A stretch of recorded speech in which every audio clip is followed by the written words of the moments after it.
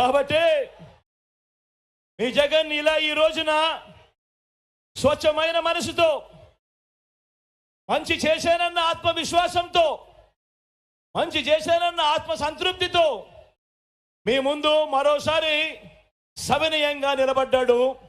తలెత్తుకుని మీ బిడ్డ నిలబడ్డాడు మీ అందరి ముందు. 2024 ఎన్నికల్లో కూడా చేయలేని ఏ వాగ్దానాలు మేనిఫెస్టోలో మీ బిడ్డ పెట్టడు. నా రాష్ట్ర ప్రజల్ని, నన్ను నమ్ముకున్న ప్రజల్ని ఎన్నటికీ కూడా మీ బిడ్డ మోసం చేయడు. బాబు మాదిరిగా రోల్ గోల్డ్ దుకాణం తెరవడు. దాన్ని బంగారం అని చెప్పి నమ్మించే కార్యక్రమం మీ బిడ్డ చేయడు. చంద్రబాబు పెట్టే వాగ్దానాల వేలంలో మీ బిడ్డ పాల్గొనడు.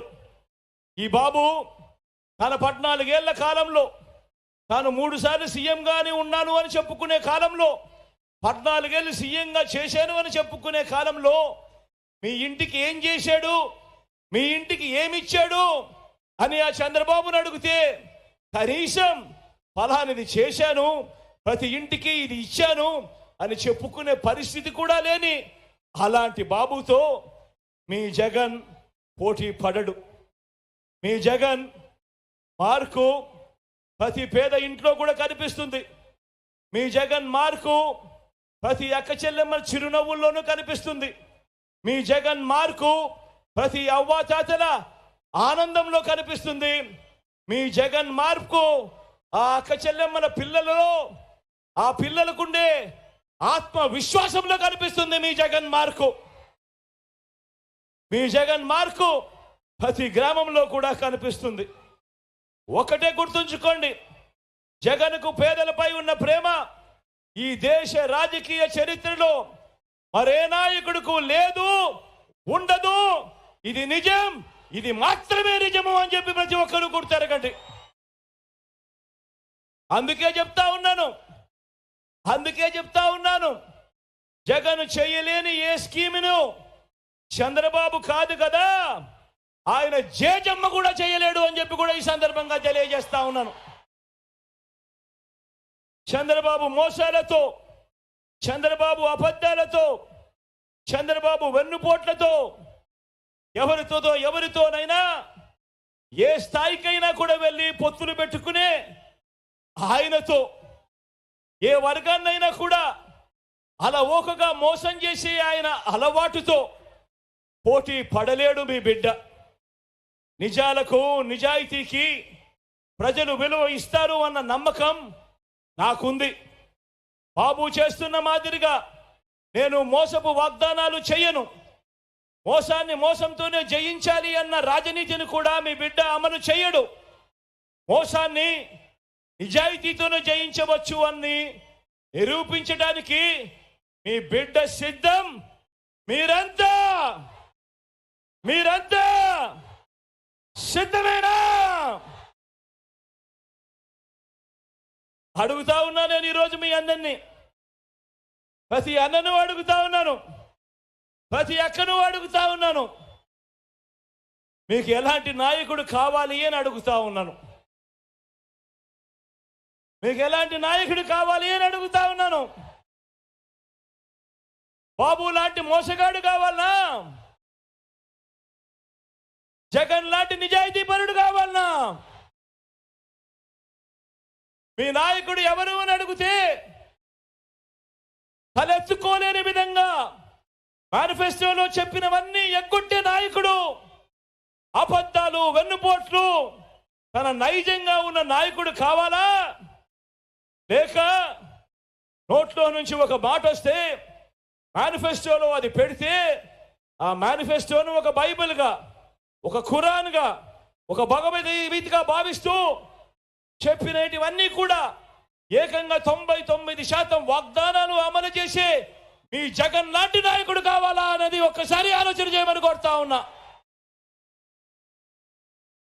మళ్ళీ అడుగుతా ఉన్నాను, మీకు ఎలాంటి నాయకుడు కావాలి అని. 3 సార్లు సీఎంగా ఉండి 14 ఏళ్ళు సీఎంగా చేసి కూడా ఏ పేదకు ఏ మంచి చేయని నాయకుడు కావాలా? లేక 58 నెలల్లోనే విప్లవాత్మక మార్పులతో మంచి చేసి ఇంటింటికి అభివృద్ధి, ఇంటింటికి సంక్షేమాన్ని అందించిన మనసున్న జగన్ లాంటి నాయకుడు కావాలా అని చెప్పి ఆలోచన చేయమని కోరుతా ఉన్నా. మీకు ఎలాంటి నాయకుడు కావాలా అని అడుగుతా ఉన్నా. సొంత బలం లేక పొత్తుల డ్రామాలాడే నాయకుడు కావాలా, లేక మంచి చేసి ఆ చేసిన మంచిని చూపిస్తూ సింహంలా సింగిల్ గా వచ్చే నాయకుడు కావాలా అని చెప్పి ఆలోచన చేయమని కోరుతా ఉన్నా. చెప్పండి, మీకు ఎలాంటి నాయకుడు కావాలి? మోసాలు చేసే చంద్రబాబు లాంటి నాయకుడు కావాలా, విశ్వసనీయతతో నిలబడే జగన్ లాంటి నాయకుడు కావాలా అని అడుగుతా ఉన్నాను.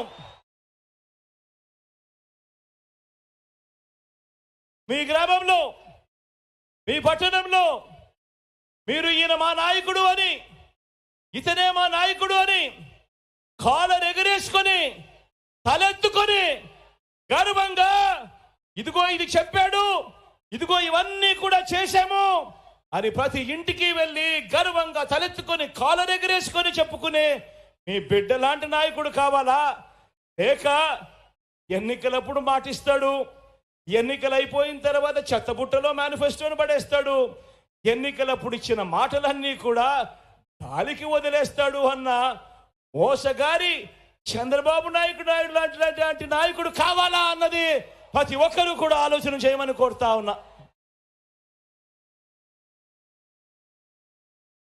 ఆ నాయకుడు ఏ రకమైన పాలన ఇస్తే నిజంగా ఈ రకంగా కాలర్ ఎగరేసుకొని ప్రతి గ్రామంలోనూ ప్రతి కార్యకర్త, ప్రతి వాలంటీరు, ప్రతి అభిమాని తిరగగలిగే పరిస్థితి ఉంటుంది అన్నది ఆలోచన చేయమని కోరుతా ఉన్నా.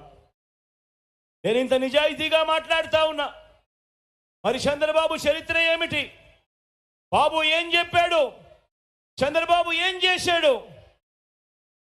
గతంలో 2014లో చంద్రబాబు ఇదే కూటమిగా ఏర్పడి ఆయన సంతకంతో ముఖ్యమైన హామీలు అని అంటూ ఇదే ముగ్గురి ఫోటోలతో ఆయన ఇంటింటికి పంపించిన పాంఫ్లెట్ మీ అందరికీ గుర్తుందా? గుర్తుందా? ఈ పాంఫ్లెట్ కనిపిస్తా ఉన్నాయా ఈ ఫోటోలు? ముఖ్యమైన హామీలు అని అంటూ పక్కనే చంద్రబాబు పక్కనే దత్తపుత్రుడితో పాటు ఆయన ఢిల్లీ నుంచి తెచ్చుకున్న మోడీ గారి ఫోటో కనబడతా ఉన్నాయా? కింద చంద్రబాబు సంతకం కూడా కనబడతా ఉందా?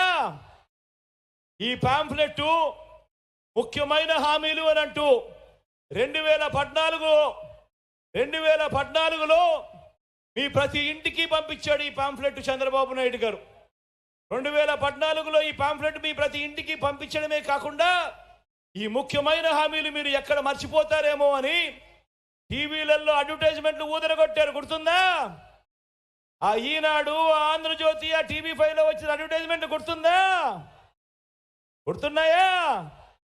ఎక్కడ మర్చిపోతారేమో అని చెప్పి ముఖ్యమైన హామీలు అని అంటూ ఈ మాదిరిగా ముగ్గురి ఫోటోలు పెట్టి చంద్రబాబు సంతకం పెట్టి ప్రతి ఇంటికి పంపించిన ఈ పాంఫ్లెట్లో ఆయన ఏం రాశాడో ఒకసారి చదువుదామా?